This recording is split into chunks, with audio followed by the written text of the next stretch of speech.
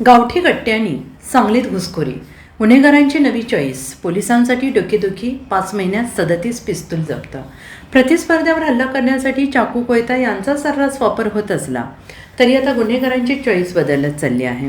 मध्य प्रदेशातून गावठी कट्ट्यांची होणारी आयात दिवसेंदिवस वाढत असल्याचं चित्र आहे. या प्रकारामुळे पोलिसांपुढे संभाव्य गोळीबार रोखण्यासाठी गावठी कट्टे हस्तगत करून गुन्हेगारांना जेरबंद करण्याचे आव्हान आहे.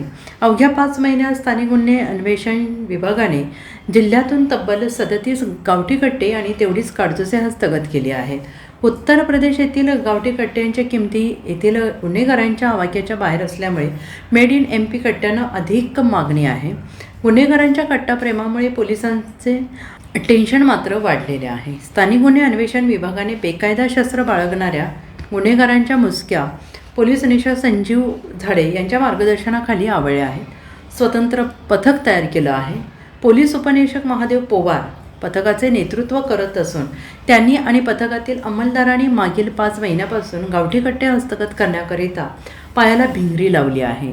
आणि या प्रकरणी अटक करण्यात आलेल्या गुन्हेगारांच्या पोलीस चौकशीत गुन्हेगारांकडे मिळालेल्या गावठी कट्ट्यांचे कनेक्शन मध्य प्रदेशपर्यंत पोहोचले आहे आणि तेथपर्यंत पोहोचणे आणि निर्मिती कारखान्यावर धाड टाकणे पोलिसांपुढे आव्हान आहे.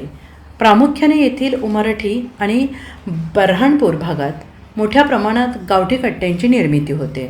तेथे जाणे म्हणजे साक्षात मृत्यूच्या दाढेत जाण्यासारखे आहे. तेथे अवघ्या 3 ते 5 हजाराला कट्टे मिळतात. सुमारे 6 ते 7 वेळा त्याचा वापर करण्यात आला की तो कट्टा निकामी होतो. गावठी कट्ट्यांची तस्करी रोखण्याकरिता पोलीस खंबीरपणे पावले टाकत असून नजीकच्या काळात निश्चितपणे याचे परिणाम आपल्याला दिसतील. Bureau report SBN Marathi, Sangli.